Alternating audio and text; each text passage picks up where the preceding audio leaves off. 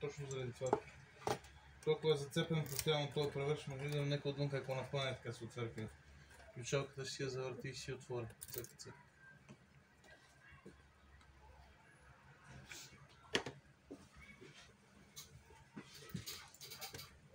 Японец е това сложна схема измисли.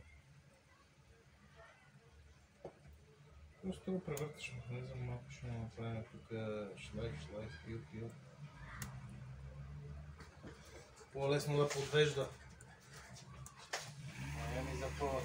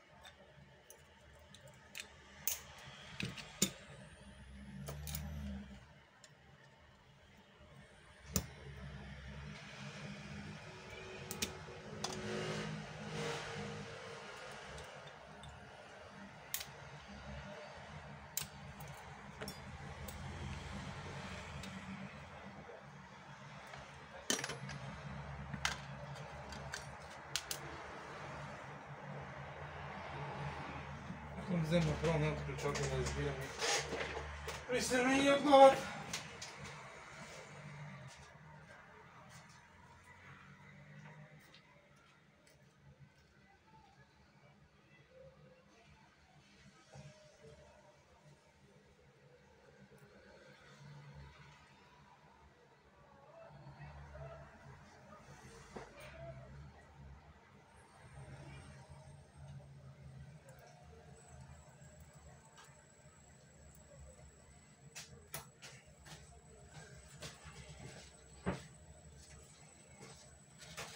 Неговото в хубаво състояние да е. Само е това къде е щупено. Ето хуй. А няма ли на дясната врата, бе? Не.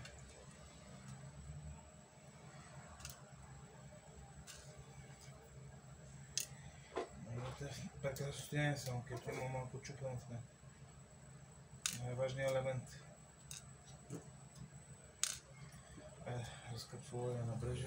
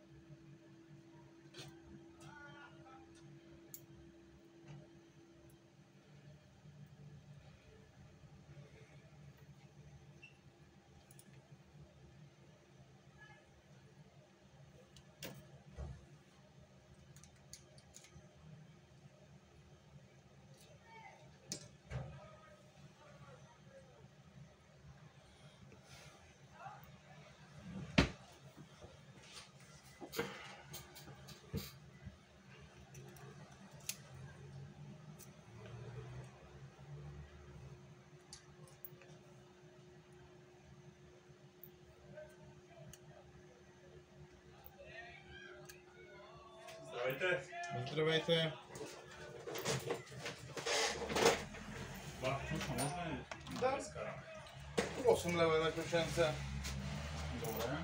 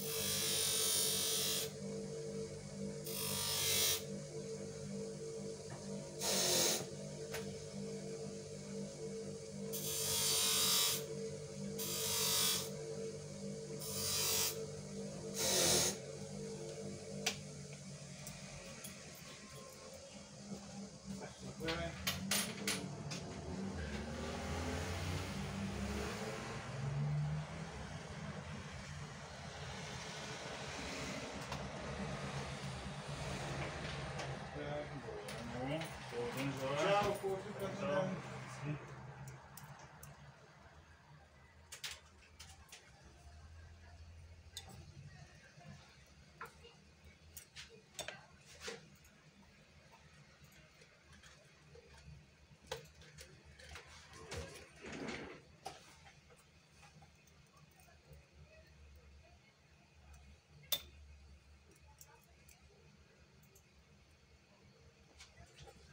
Там, за да си оправя проблемите, аз ще бръкна, давам, ако заплатата е примерно била 800 лева и 100 не плаща, давайте на позицията 1100 лева, примерно била 8. Там, за да си оправя проблемите, аз ще бръкна, давам, ако заплатата е примерно била 800 лева и 100 не плаща, давайте на позицията 1100 лева. Да, женичка чита, корпоративни клиенти искам да няма проблем. Ти знаеш какво се оказа? Че чистачката вътре в магазина с тия 1000 и там колко лева, и тя взима по-висока заплата от касиерката, от половината персонал. Нали, което, нали, как ми среща в офиса? И аз стоя и ми каза, човек, какво правиш? Що е просто? Ами си къде? Ти си дал по-висока заплата на чистачката, отколкото ние даваме на информация, каса, мерчендайзинг, ти на нас не буташ всичко. Не можеш да го.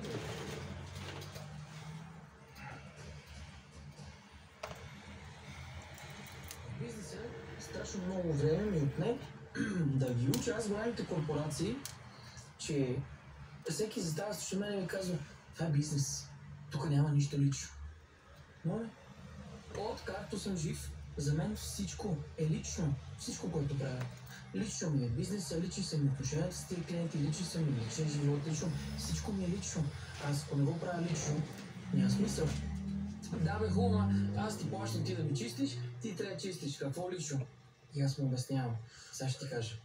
Ти по договор ми плащаш да ти чистя 3 пъти на ден, ето кенеф. Хубаво ден. Ама и тук минават днеска 10 000 говеда. И то кенеф не трябва да го чиста 3. Аз трябва да го чиста 303 пъти днеска и колкото мога измогна. Това е лично отношение. Да. Седи и ме гледа. Не, ти не разбираш, това е бизнес. Да, бе, хубаво, окей. Но те утре туалетната ще ти чиста. А ако не е моето лично отношение, моята нагласа, тук ще минат днеска 10 000 души, винаги ще е мръсна и ти ще си виновен. Ма ти що реагираш така? Реагирам, бе, реагирам. Защото когато дойде при тебе един голям корпоративен клиент, голям, много голям, и му казвам, ей, човек, слушай ми сега, тук работят 43 души. Тия 43 души за последните 6 месеца са дигнали, има инфлация, дигнала си минималната заплата. Да. Не мога вече на тази заплата от 826 лева, примерно, Да. той да работи, защото всичко намка поскъпна. Нали? Абсолютно, да. Ма трябва да ми дигнеш парите. Моля те, и аз ще ти покажа. Виж, ето искам да ги дигнем една 1026, примерно. Ето го, виж го направя пълна разбивка. Да. Стои и казва, добре, какво те брига? Ти, нали, като не са, ти ще са други. Ще си намериш персонал. Чакай да ти обясня. За да може ти да си щастлив. Добър ден! Как сте? Добре, не се оплакваме. Вие как сте? Абе, ние ще се оплакваме, ама дали не ще му ни помогнеш, но... Ние ще се Дай да оплакваме. видим какво трябва да ви помагам. Такова нещо ни трябва.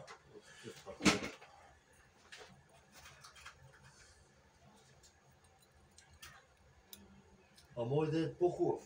В смисъл, зависи от парите там. 20 лева. Е по-хубавия. Да ми е Че добре. другия най-обикновения пак същия такъв 10 лева. Човек и...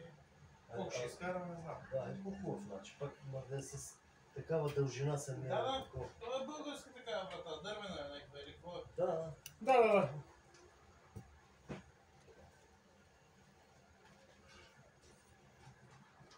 Ето месинго, вътре е с 3 ключа върват оригинално.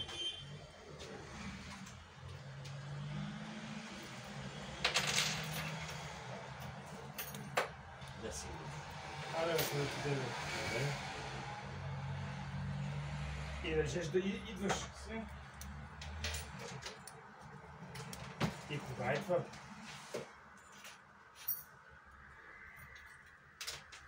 Защото имам ходене, да ходя надолу, излизания, ти ще трябва да чакаш.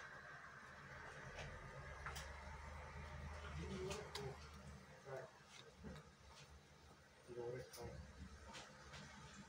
готови ли сме? Чао! Чао, Вилека, хубав приятен ден.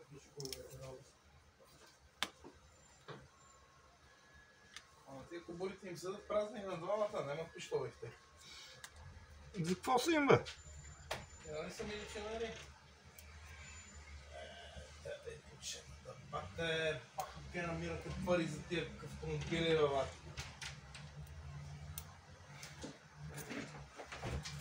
Как се намират 200-300 бона за кола, бе, човек? Какво трябва да работиш? Колко е си компютър, колко е да бахел фирмата, бах ти приходите.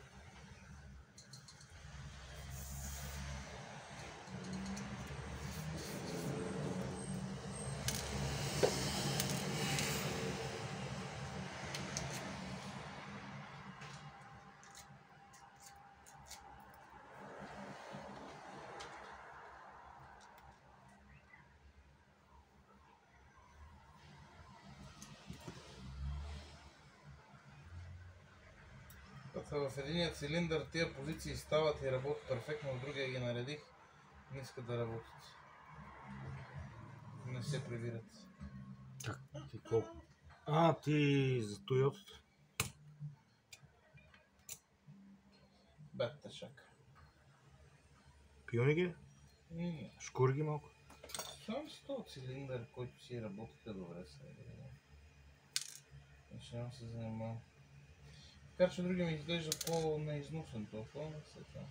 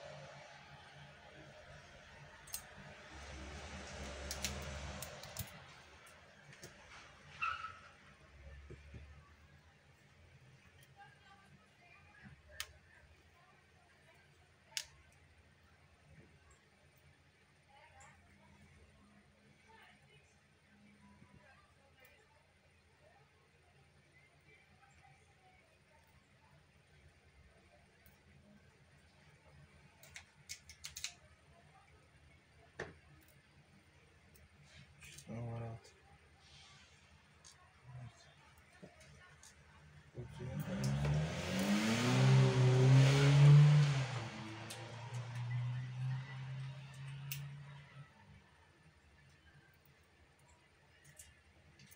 Не ми завижда на тебе, че го гледат този клип, брат. Кой клип? Дето го правя в момента. А? Дето го правя в момента.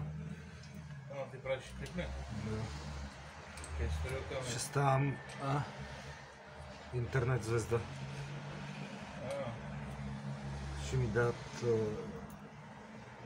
син колан или нещо такова. Какво ще ти дадат? Колан по локпикване. Имало някаква ранг листа.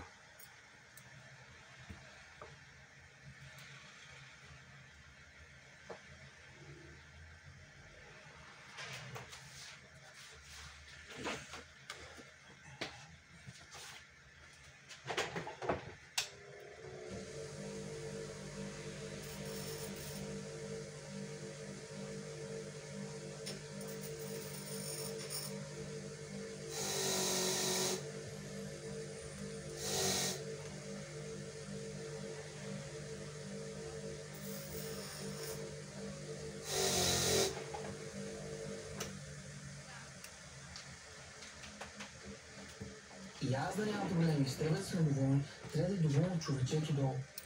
Той, не казвам да му дадем заплата 2500 на 4000, ти никога не ми ги дадеш, аз няма да ми служител. Но, дай да му дадем толкова, колкото да му вършат работа на него, за които пари да идва и да бачи работа. С желание. Отре, виж, под половината ви вече видеа, качвам сега рекламни такива рили в Инстаграм и в ТикТок, на метлите на Бонанза, насочени точно там. Страшно се отдолу. То Богук 1000 заплата дава. Да, бе, пич, ма само да ти кажа нещо. Къде ти е проблема на тебе с тия 1000 лева? Виж го как живее, гледай какви коли кара, гледай къде ходи. Да, бе, пич. Какво даваш 1000 лева? Дай 1300 лева, жена, дай 2000 лева. Чакай, бе, човек. Чакай малко. Ти разбира си, че има 10 големи фирми. Тия 10 големи фирми работят с този контингент. Този контингент са хора, които цял живот са живяли с тия пари. И някъде там идва клиента, който ти дава този бюджет. Защото свикли големите фирми, казваме, ето го, всички залагаме еднакви параметри. Аз ако заложа, искам да дам заплата 2500 на чистачката. Искам. Да, ама Но аз автоматично отпадам да. И нямам, но нищо нямам. Как да му обясня аз на това долу, дето ме храни и прави на паста, че давам 1000 заплата на чистачката, че аз не съм виновен. На него му е просто в главата, той букук, той бурсук, той църву, той бачовски. Бал съм му путката майчина, малко момче го запалиха и публичен разстрел искам за него. 1000 лева ще дам. Няма годи.